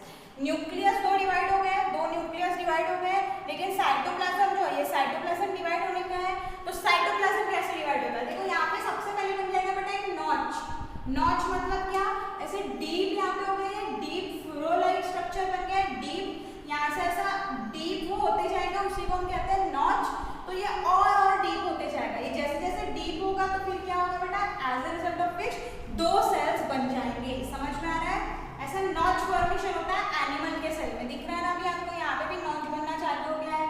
ये नॉच और डीप होते जाएगा, डीप होगा तो ये 2 है न्यूक्लियस, न्यूक्लियस डिवाइड हो गए, टेलोफेज खत्म हो गया, न्यूक्लियस डिवाइड हो गए। अभी साइटोप्लाज्म को डिवाइड करना है, यहाँ नॉच बनेगा और ये डीप होते जाएगा, और नॉच जब बहुत ज्यादा डीप हो जाएगा तो साइटोप्लाज्म भी 2 हिस्सों में ब्रेक हो जाएगा। तो यहाँ पे जाके 2 सेल्स यहाँ पे बन जाएंगे, ये एक सेल या दूसरा सेल। समझ में आ गया? ये हो गया साइटोकाइनेसिस। प्लांट सेल में थोड़ा अलग होता है। प्लांट सेल में क्या होता है? प्लांट सेल में सेल प्लेट फॉर्म होती है, मतलब अगर ये प्लांट सेल है, ये 2 न्यूक्लियस है, ठीक है, ये 2 न्यूक्लियस है, न्यूक्लियर डिवीजन हो गया, यहाँ पे बीच में एक सेल प्लेट फॉर्म होती है। ये जो लाइनिंग है उसको कहते हैं सेल प्लेट, इसमें प्लांट सेल में। और ये सेल प्लेट फॉर्म होने के बाद में एक सेल से 2 सेल्स बन जाते हैं, ठीक है। इस तरीके से साइटोकाइनेसिस हो रहा है, किसमें? Plant cell. क्लियर हो गया? प्लांट सेल में एक सेल प्लेट फॉर्म होती है और उससे 2 सेल बन जाते हैं, यानी साइटोप्लाज्म डिवाइड होके 2 सेल बन जाते हैं। तो इस तरीके से हमारा साइटोकाइनेसिस होता है। ये हो गया हमारा पूरा माइटोसिस बेटा, पूरा माइटोसिस का प्रोसेस। देखो माइटोसिस चालू होने के पहले हमने क्या किया था, 2n से 4n कर लिए थे, क्रोमोसोम डबल कर लिए थे, यानी 2n क्रोमोसोम्स इस सेल के पास अभी आ गए, यानी ये जो हमारा सेल है, देखो यहाँ कहाँ पे लिखूं मैं, इसको थोड़ा सा हटा दें। देखो 2n से हमने 4n कर लिए थे, 2n से 4n कर लिए थे, ये हमारा पेरेंट सेल था, 4n वाला पेरेंट सेल था। और इसका जब हमने माइटोसिस किया तो हमारे को 2 सेल मिले और 2 सेल में हाफ हाफ चले गया, है ना, जब हाफ इधर हाफ क्रोमोसोम इधर आ गए, हाफ क्रोमोसोम, यानी हमारा स्टार्टिंग वाला सेल 2n था, यानी डिप्लॉइड था, 2n को हम डिप्लॉइड कर रहे हैं, क्रोमोसोम पेयर में थे, और इसके बाद में डबल हो गया, और डबल होने के बाद फिर वो हाफ हाफ हुआ, यानी 4n से 2n इधर, यानी ये भी कैसा है, डिप्लॉइड, ये भी डिप्लॉइड। ये कौन है, हमारी डॉटर सेल है, पेरेंट सेल से डॉटर सेल बने, और डॉटर सेल भी कैसे है, डिप्लॉइड है, यानी जितने number of chromosome parent cell के पास थे उतने ही number of chromosome daughter cell के पास है, यानी 2n से हमने चालू किया था, यानी 46 क्रोमोसोम है, तो इसके पास भी 46, इसके पास भी 46, क्यों, क्योंकि 46 का हमने डबल पहले यहाँ पे कर लिया था, ओके। तो इसका मतलब माइटोसिस में बेटा डिप्लॉइड से डिप्लॉइड सेल ही बनते हैं, ध्यान में रहेगा। अभी 2 सेल बने ना, आखिरी में 2 सेल बने ना, साइटोकाइनेसिस होने के बाद एक सेल से 2 सेल बना, स्टार्टिंग वाला सेल भी 2n था, फिर उसका हमने डिवीजन के पहले 4n कर दिया, क्रोमोसोम के नंबर को डबल कर दिया, क्यों, क्योंकि हर एक सेल में 2n आने चाहिए, तो जब 2n आ गए यानी उसको भी हमने कहा वो भी कैसा है, डिप्लॉइड है। सो इस तरीके से कहने का मतलब ये पूरा आपको बताने का मतलब ऐसा है कि जब हम माइटोटिक डिवीजन पढ़ते हैं, जब हम माइटोसिस पढ़ते हैं, तो वहाँ पे डिप्लॉइड सेल से डिप्लॉइड सेल ही तैयार होते हैं, ठीक है। 2 डिप्लॉइड सेल मिले, 2 डॉटर सेल मिले, लेकिन जब हम मियोसिस अभी आगे में पढ़ेंगे तो डिप्लॉइड से हैप्लॉइड सेल बनते हैं, ठीक है। डिप्लॉइड से क्या बनेंगे, हैप्लॉइड सेल, क्यों, क्योंकि मियोसिस में 2 बार डिवीजन होता है, मियोसिस में 2 बार डिवीजन होता है, अभी समझ लो कैसा हो रहा है, ठीक है। मैं आगे में बताती हूँ अच्छे से। तो इतना क्लियर हो गया, अगर माइटोसिस की बात करें तो डिप्लॉइड से डिप्लॉइड सेल ही बन रहा है, 2n से 2n वाले सेल ही बन रहे हैं, क्योंकि पहले डबल हो गए थे। इतना क्लियर है सबको। अभी हम आगे में देखते हैं बेटा मियोसिस। ये माइटोसिस पूरा अच्छे से नोट्स के साथ में, डायग्राम के साथ में सब आपको कर लेना है, ओके।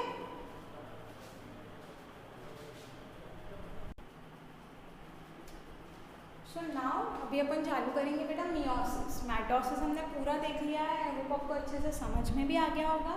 अभी हम देखते हैं बेटा मियोसिस। मियोसिस में इतना ध्यान में रख लो, माइटोसिस में डिप्लॉइड से डिप्लॉइड ही बन रहे थे, जो डॉटर सेल थे वो पेरेंट सेल जैसे पूरे सेम थे।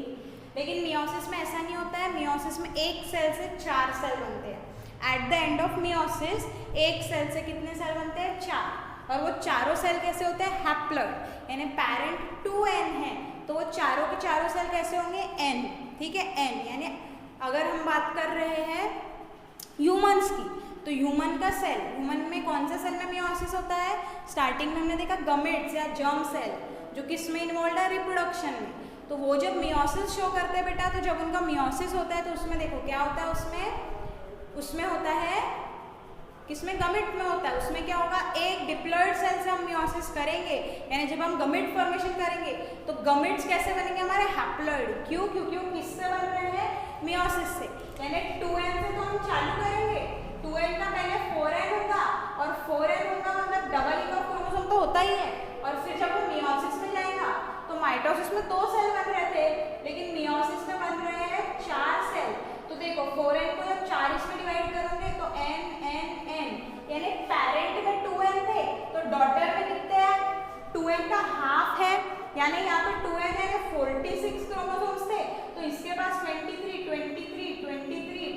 आ गया, है ना, क्यों, क्योंकि पहले डबल हो गया था ना, 46 का डबल हो गया था, यहाँ पे 92 क्रोमोसोम्स पहले बन गए थे। इतना क्लियर हो रहा है? तो यहाँ पे देखो मियोसिस में 2n से n हो रहा है, यानी डिप्लॉइड से हैप्लॉइड सेल बन रहे हैं, डिप्लॉइड से हैप्लॉइड सेल बन रहे हैं। और मियोसिस किस में होता है? मियोसिस होता है गमीट बनाने के प्रोसेस में। गमीट बनाने की जो प्रोसेस है वो मियोसिस से होती है। गमीट मतलब क्या है? ऐसे सेल जो रिप्रोडक्शन में इन्वॉल्व है, वो हम आगे रिप्रोडक्शन के चैप्टर में अच्छे से समझेंगे बेटा उसको, तब आपका पूरा कंसेप्ट और अच्छे से क्लियर हो जाएगा।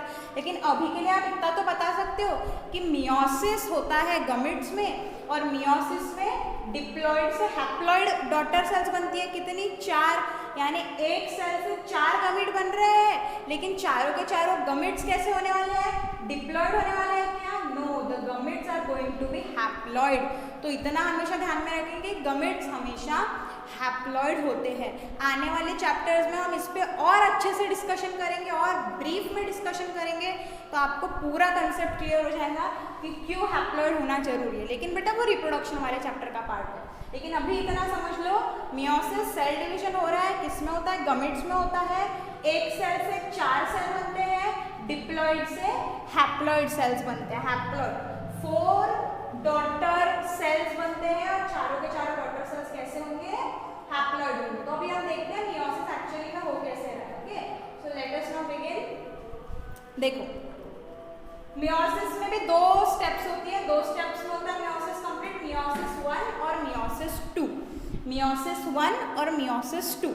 अब इसमें से भी जो सबसे ज्यादा इंपॉर्टेंट है वो है मियोसिस 1, क्योंकि मियोसिस 2 जो है वो पूरा का पूरा माइटोसिस जैसा होता है। Meiosis 2 same to same mitosis का कॉपी होता है, और माइटोसिस हम पहले ही देख चुके हैं। तो हमको अभी क्या देखना है? मियोसिस 1। मियोसिस 1 में भी दोनों में 4 स्टेप होंगे, prophase, metaphase, anaphase, telophase. Meiosis 1 में भी होगा और मियोसिस 2 में भी होगा, प्रोफेज, मेटाफेज, एनाफेज, टेलोफेज। तो इसका होगा प्रोफेज 1, मेटाफेज 1, एनाफेज 1, टेलोफेज 1, और मियोसिस 2 में होगा प्रोफेज 2, मेटाफेज 2, एनाफेज 2, टेलोफेज 2। ठीक है, अब सबसे पहले देखते हैं प्रोफेज 1। तो बेटा मियोसिस 1 का जो प्रोफेज 1 है उसको 5 स्टेप में डिवाइड किया जाता है। कितने स्टेप में? 5 स्टेप में। अब पहली स्टेज है उसकी लेप्टोटीन। पहली स्टेज क्या है? लेप्टोटीन। अब वो बहुत सिंपल है। लेप्टोटीन में क्या होता है? कॉम्पैक्शन ऑफ क्रोमोसोम्स, और क्रोमोसोम्स विजिबल होने लगते हैं। यानी ये न्यूक्लियस है, और न्यूक्लियस में क्रोमोसोम्स ऐसे ही प्रेजेंट है ना, थ्रेड लाइक, तो उसका क्या हो जाएगा? कॉम्पैक्शन, यानी वो कंडेंस होने लगेंगे, कॉइलिंग हो जाएंगे। तो इस तरीके से हमारे क्रोमोसोम्स हमको दिखने लगेंगे। ठीक है, इस तरीके से क्रोमोसोम्स कौन से स्टेज में दिखने लगेंगे? लेप्टोटीन। तो जब वो ऐसे थ्रेड लाइक है तो वो दिखते नहीं है, लेकिन उनका कॉम्पैक्शन हो गया तो वो विजिबल हो गए। ठीक है, तो ये हो गया हमारा लेप्टोटीन स्टेज। किसका? प्रोफेज 1 का पहला स्टेज लेप्टोटीन। दूसरा स्टेज है जाइगोटिन। जाइगोटिन में क्या हो रहा है? पेयरिंग ऑफ होमोलॉगस क्रोमोसोम्स का पेयरिंग, जोड़ी बन रही है। लेकिन सबसे पहले किसकी पे जोड़ी बनानी है? जैसे आपको ही जोड़ी बनाने बोली, ठीक है, बोला कि पेयर में आपको कोई गेम खेलना है, तो आप पेयर किसके साथ करते हो? जो आपके जैसा हो, है ना, जो आपसे कंपैटिबल हो, जो आपका दोस्त हो, उसके साथ ही आप जोड़ी बनाते हो। तो वैसे ही होमोलॉगस क्रोमोसोम्स का पेयरिंग होता है।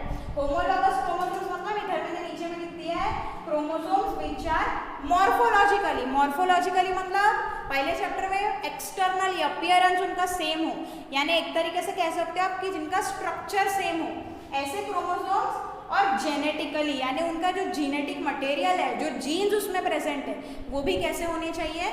सेम होने चाहिए। जो स्ट्रक्चरली सेम है और जिनका जेनेटिक मटेरियल सेम है, ऐसे 2 क्रोमोसोम्स को ही हम कहेंगे होमोलॉगस क्रोमोसोम्स। बेटा, तो पेयरिंग ऑफ होमोलॉगस क्रोमोसोम्स हो रहा है, उसी को कहते हैं सिनाप्सिस। सिनाप्सिस मतलब होमोलॉगस क्रोमोसोम्स की जोड़ी बनना। जैसे यहाँ पे देखो जाइगोटिन, वो कंडेंस हो गए, अब ये दोनों एक जैसे थे, ये दोनों क्रोमोसोम्स एक जैसे थे, तो उनकी पेयरिंग होगी, जोड़ी बन गई। दिख रही है? ये एक, ये दूसरा। वैसे ये दोनों एक जैसे थे तो इसकी जोड़ी बन गई, ये दोनों एक जैसे थे तो इनकी जोड़ी बन गई, और ये दोनों एक जैसे थे तो इनकी जोड़ी बन गई। समझ में आ रहा है? ये कहाँ पे हुआ? जाइगोटिन में हुआ। पेयरिंग हो गया होमोलॉगस क्रोमोसोम्स का, उसको कहा सिनैप्सिस, और बाइवैलेंट और टेट्राड फॉर्मेशन वहाँ पे हुआ। यानी ये जो स्ट्रक्चर आपको दिख रहा है ना, इसी को आप कहते हो बाइवैलेंट या फिर टेट्राड। ये 4 दिख रहा है ना, 4 मतलब टेट्रा, ये 4 दिख रहा है, टेट्राड फॉर्मेशन या बाइवैलेंट, ये एक, ये दूसरा। समझ में आ रहा है? तो ये स्ट्रक्चर को, ये जो ऐसे स्ट्रक्चर आपको दिख रहे हैं क्रोमोसोम का, उसी को कहते हैं बाइवैलेंट या टेट्राड फॉर्मेशन। कौन से स्टेज में हुआ? लेप्टोटीन में हुआ क्या? नहीं। कहाँ पे हुआ? जाइगोटीन में हुआ। ठीक है, उसके बाद में नेक्स्ट आती है पैकाइटीन। ये हम देख रहे हैं प्रोफेज 1 की 5 स्टेप। अब बेटा मियोसिस की सबसे खास बात, मियोसिस के पैकाइटीन स्टेज में होता है क्रॉसिंग ओवर या रिकॉम्बिनेशन। वो क्या है? वो ऐसा है बेटा कि ये जो होमोलॉगस क्रोमोसोम्स है ये आपस में अपना जेनेटिक मटेरियल एक्सचेंज करते हैं। यानी ये जो रेड वाला है, ठीक है, ये इसके साथ में होमोलॉगस अगर है, यानी ये दोनों सिमिलर है, तो ये जो रेड वाला है ना, ये इसके साथ में जेनेटिक मटेरियल एक्सचेंज करेगा। क्लियर हो रहा है? ये ब्लू वाला इसको दे देगा। ऐसे कलर के होते नहीं है, मैं आपको अच्छे से अंडरस्टैंड होने के लिए different colour of pen use कर रही हूँ। ठीक है, तो ये थोड़ा सा अपना जेनेटिक मटेरियल इसको दे देगा और ये वाला इसको दे देगा। उसी को कहते हैं क्रॉसिंग ओवर या रिकॉम्बिनेशन। किसके बीच में हो रहा है? Important, non sister chromatids. पहले समझा चुकी हूँ, रेड वाले सारे सिस्टर क्रोमैटिड्स, ब्लू वाले सारे सिस्टर क्रोमैटिड्स। लेकिन देखो, रेड वाला ब्लू के साथ हो रहा है, मतलब किसके बीच में क्रॉसिंग ओवर हुआ? रेड और ब्लू, मतलब वो क्या हो गया? नॉन सिस्टर क्रोमैटिड्स हो गए। समझ में आ गया? वो हो गया हमारे नॉन सिस्टर क्रोमैटिड्स। ये कहाँ पे हो रहा है? पैकाइटीन। यही हमारी खासियत है मियोसिस की। माइटोसिस में ऐसा कोई भी क्रॉसिंग ओवर हो रहा था क्या? नहीं, क्रॉसिंग ओवर हो रहा ही नहीं था। क्रॉसिंग ओवर हो रहा ही नहीं था, तो जो डॉटर सेल बन रहे थे वो पूरे के पूरे पेरेंट जैसे थे, लेकिन यहाँ पे क्रॉसिंग ओवर हुआ। समझ में आ गया? रिकॉम्बिनेशन, यानी कॉम्बिनेशन हो रहा है इन दोनों का। कॉम्बिनेशन होके ये रेड वाला अपना कुछ इसको दे देगा जेनेटिक मटेरियल, और ये दूसरा क्रोमोसोम इसको दे देगा। सेम यहाँ पे भी ऐसे सारे क्रोमोसोम्स के बीच में होगा। ठीक है, ये हो गई हमारी, कहाँ पे हो रहा है? पैकाइटीन में। पैकाइटीन के बाद जो हमारी नेक्स्ट स्टेज है वो है डिप्लोटीन। डिप्लोटीन में क्या हो रहा है? बाइवैलेंस सेपरेट। बेटा बाइवैलेंस क्या हो रहे हैं? सेपरेट हो रहे हैं एक दूसरे से। देखो ये पूरे क्रॉस ओवर हो गए एक दूसरे के साथ में, यानी ये ऐसे क्रोमोसोम है, ये दो क्रोमोसोम है, तो ये पूरे आपस में एक दूसरे के साथ में क्रॉस ओवर हो जाते हैं। तो इनके बीच में क्या होता है? फिर जेनेटिक मटेरियल एक्सचेंज होता है, यानी अपना आधा हिस्सा वो इसको दे देगा और इसका आधा हिस्सा खुद ले लेगा। ठीक है, तो वो हो गया। वो होने के बाद में डिप्लोटीन में ये सेपरेट होंगे, यानी दूर दूर जाएंगे। ये दूर दूर तो जाएंगे बेटा, लेकिन ये यहाँ पे जुड़े रहेंगे। कहाँ पे जुड़े रहेंगे? एक्सेप्ट एट क्रॉस ओवर, यानी जहाँ पे क्रॉस ओवर हुआ उनका, जहाँ पे जेनेटिक मटेरियल का एक्सचेंज हुआ, सिर्फ उस जगह पे वो जुड़े रहेंगे, बाकी हर जगह से वो सेपरेट हो जाएंगे। तो देखो पूरे सेपरेट हो गई है, जहाँ पे क्रॉस ओवर हुआ है वहीं पे ये जुड़े हुए हैं। ठीक है, और जहाँ पे क्रॉस ओवर होता है, जहाँ पे क्रॉस ओवर होता है उस पॉइंट को कहा जाता है चियास्माटा। उस पॉइंट को क्या कहा जाता है? उस पॉइंट को कहा जाता है चियास्माटा। कौन से इसमें हो रहा है चियास्माटा फॉर्मेशन? डिप्लोटीन में। ठीक है, अब डिप्लोटीन के बाद में डाइकाइनेसिस में क्या हो रहा है? देखो डाइकाइनेसिस में हो रहा है न्यूक्लियस, जो क्रोमोसोम्स और अच्छे से कंडेंस हो गए, पूरे कंडेंस हो गए, स्पिंडल फाइबर्स बनने लगे, स्पिंडल फाइबर्स बन रहे हैं, न्यूक्लियस और न्यूक्लियर एनवलप डिसअपियर, यानी ये जो न्यूक्लियस है ये डिसअपियर, गायब होने लगता है। ठीक है, ये हो रहा है यहाँ पे, ये गायब होने लगा, और यहाँ पे जो न्यूक्लियोलस रहता है वो भी गायब हो जाएगा। ये किस में हो रहा है? डायाकाइनेसिस। तो इस तरीके से हमारे पूरे प्रोफेज 1 के 5 स्टेप्स कंप्लीट होते हैं। इस तरीके से प्रोफेज 1 के 5 स्टेप कंप्लीट होते हैं। बेटा क्लियर हो गया सबको? क्या क्या हुआ देखो, प्रोफेज 1 में leptotene, zygotene, pachytene, diplotene, diakinesis compact हो गए। कॉम्पैक्ट होने के बाद रिकॉम्बिनेशन या क्रॉसिंग ओवर हुआ, टेट्राड फॉर्मेशन हुआ था यहाँ पे। उसके बाद में वो सेपरेट हो गए, लेकिन कहाँ पे जुड़े थे? जहाँ पे क्रॉसिंग ओवर हुआ, यानी चियास्माटा को छोड़ के हर जगह पे वो सेपरेट हो गए, और फिर न्यूक्लियस वगैरह डिसअपियर हो गया। यही बस अलग है हमारे मियोसिस में। मियोसिस में सबसे इंपॉर्टेंट क्रॉसिंग ओवर। ठीक है, अभी हम मियोसिस 1 देख रहे हैं। इसके बाद में क्या होगा? इसके बाद में होगा हमारा प्रोफेज 1 खत्म। ये और यहाँ पे प्रोफेज 1 खत्म हो गया।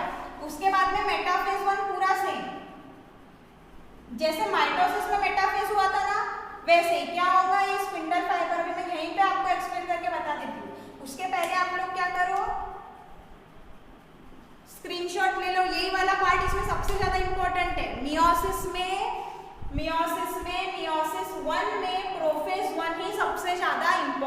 है, ये पार्ट ही सबसे ज़्यादा इंपॉर्टेंट है। क्यों? क्योंकि यहाँ पे क्रॉसिंग ओवर हो रहा है। तो इसका आप स्क्रीनशॉट लेके रख लो एक बार अच्छे से, फिर मैं आगे का बता देती हूँ। आगे का कुछ भी टफ नहीं है, ओके? तो आई होप स्क्रीनशॉट आपने ले लिया होगा। अभी क्या करना है आपको? आगे का स्टेप देखना है। आगे का कुछ भी टफ नहीं है, सिर्फ यही वाला टफ पार्ट था हमारा।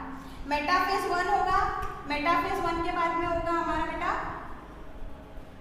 एनाफेज 1, एनाफेज 1 के बाद में होगा हमारा टीलोफेज 1।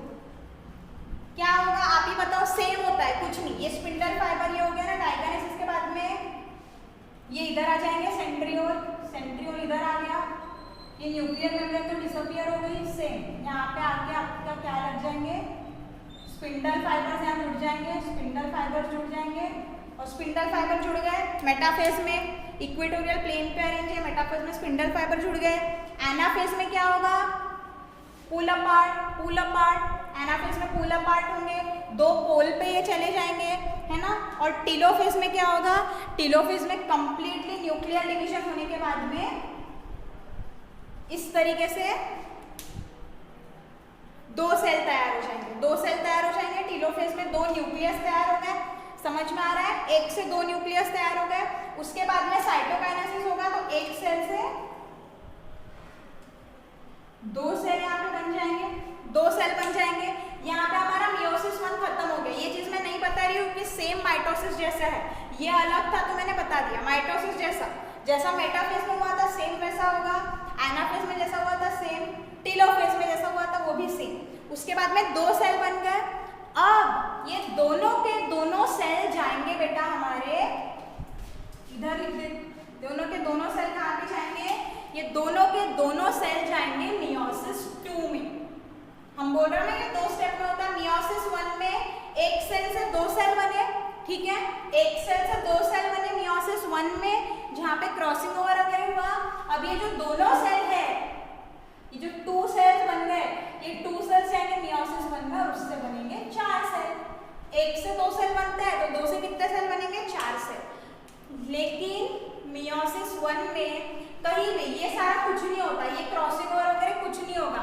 मियोसिस 1 एग्जैक्टली सेम है माइटोसिस जैसा, यानी सॉरी मियोसिस 2 एग्जैक्टली सेम है माइटोसिस जैसा, यानी ये मियोसिस 1 अलग है। अब इसको भूल जाओ। जैसे ही दो सेल बन गए, ये दो सेल जाएंगे मियोसिस 2 में, और जैसा माइटोसिस डिवीजन हो रहा था वैसा यहाँ पे होगा, यानी यहाँ पे आप कोई भी क्रॉसिंग ओवर नहीं होगा। लेकिन 2 से 4 सेल बनेंगे, और ये चारों के चारों सेल कैसे रहेंगे? हैप्लॉइड रहेंगे। चारों के चारों सेल कैसे रहेंगे? हैप्लॉइड रहेंगे। क्लियर हो गया? यानी इसके बाद में आप मियोसिस 2 में क्या होगा? प्रोफेज 2, मेटाफेज 2, एनाफेज 2 और टीलोफेज 2, पूरा का पूरा सेम किसके जैसा? माइटोसिस के जैसा। वहां पे ये क्रॉसिंग ओवर वगैरह कुछ भी नहीं होगा। सिंपली जैसे प्रोफेज में क्या हो रहा था? Nuclear membrane, nucleolus disappear, metaphase में वो प्लेन पे अरेंज होंगे, एनाफेज में पूल होंगे, और टीलोफेज में दो न्यूक्लियस बन जाएंगे। इस तरीके से एक सेल से दो, तो दो सेल जब मियोसिस 2 में जाएंगे तो दो सेल से कितने सेल बनेंगे? 4 हैप्लॉइड सेल बनेंगे मियोसिस 2 में। समझ में आ गया अभी मियोसिस क्या होता है? तो जब ये दोनों प्रोसेस कंप्लीट होंगी तब जाके आपका मियोटिक डिवीजन खत्म होगा बेटा। क्लियर हो गया सबको? देखो पूरा डायग्राम दिया है, ये मैंने पूरा अच्छे से बता दिया। मेटाफेज 1 हुआ, टीलोफेज 1 में दो सेल बने। अभी जो दो सेल बने ये गए प्रोफेज 2 में, प्रोफेज 2, मेटाफेज 2, एनाफेज 2 और टीलोफेज 2। फिर ये दो से बन गए हमारे 4 सेल, और चारों के चारों सेल कैसे हैं? हैप्लॉइड है। क्यों? क्योंकि इनके पास में एन आधे आधे ही क्रोमोसोम्स है। क्लियर हो गया? आई होप सबको क्लियर हो गया होगा। एक बार फिर से लेक्चर खत्म होने के बाद ये पूरा वीडियो अच्छे से देखो, टेक्स्ट बुक से नोट्स बना लो, और हम आपको पूरे क्वेश्चन आंसर्स भी सेंड कर देंगे। आपका लेक्चर खत्म होने के बाद में आपको पूरे क्वेश्चन आंसर्स भी बेटा सॉल्व कर लेने हैं। तो इस तरीके से मियोसिस 1 कहाँ पे हो रहा है? मियोसिस 1 हो रहा है गमीट फॉर्मेशन के टाइम पे और स्पोर फॉर्मेशन के टाइम पे। इसलिए गमीट्स हमेशा कैसे होते हैं बेटा? गमीट्स हमेशा होते हैं हैप्लॉइड। गमीट्स कैसे होंगे? हैप्लॉइड। क्यों? क्योंकि किससे बन रहे हैं? मियोसिस से बन रहे हैं। ठीक है। और एक क्या खासियत है इसमें क्रॉसिंग ओवर हो रहा है, तो आप मेरे को बताओ इससे जो सेल बनेंगे वो पेरेंट जैसे रहेंगे क्या? क्योंकि वहाँ पे क्रोमोसोम्स का एक्सचेंज हो गया, तो चारों के चारों डॉटर सेल जो है वो पेरेंट्स से अलग होते हैं मियोसिस में। लेकिन माइटोसिस में ऐसा कुछ भी नहीं हो रहा है, वो पूरे के पूरे माइटोसिस वाले जो सेल है डॉटर सेल्स वो पेरेंट जैसे ही होते हैं। आपको एक कुछ एक्सपेरिमेंट दिया है अनियन रूट टिप वाला, वो आपके स्कूल में होगा ही। उसमें क्या करना है, आपको अनियन को ऐसा पानी में डाल के रखना है और फिर वो जो उसके रूट्स ग्रो हो जाते हैं तो उसको कट करके आपको स्लाइड में देखना है। वो ग्रो हो रहा है मतलब वहाँ सेल डिवीजन हो रहा है। सेल डिवीजन कौन सा होगा वहाँ पे, माइटोसिस। यानी आप जब उसको स्लाइड में देखोगे तो आपको मेटाफेज, प्रोफेज, टीलोफेज, एनाफेज ऐसा सब होते हुए दिखाई देगा बेटा। तो यहाँ पे हमने अपना सेकेंड चैप्टर पूरा कंप्लीट कर लिया है। आपको क्या करना है, आपको पूरे अच्छे से नोट्स बना लेने हैं और किसी को कोई भी अगर डिफिकल्टी हो, दिक्कत हो तो आप कॉल करके एनी टाइम पूछ सकते हो बेटा, ठीक है। अच्छे से नोट्स बना लो, हम क्वेश्चन आंसर्स भी आपको सेंड कर देंगे, उसके भी आपको नोट्स बना लेंगे। आई होप आपको आज का पूरा टॉपिक समझ में आया होगा। इसका आप स्क्रीनशॉट भी लेके रख सकते हो, ठीक है। एक बार स्क्रीनशॉट ले लो इस चीज़ का, डायग्राम वगैरह का, तो आपको समझ में आ जाएगा, ठीक है। तो आई होप आपको आज का पूरा लेक्चर समझ में आया हो। एंड आज का लेक्चर अपन यहीं पे ख़त्म कर रहे हैं। आपने को ये चैप्टर कंप्लीट करके लिख के प्रिपेयर कर लेना है बेटा, ओके। Thank you.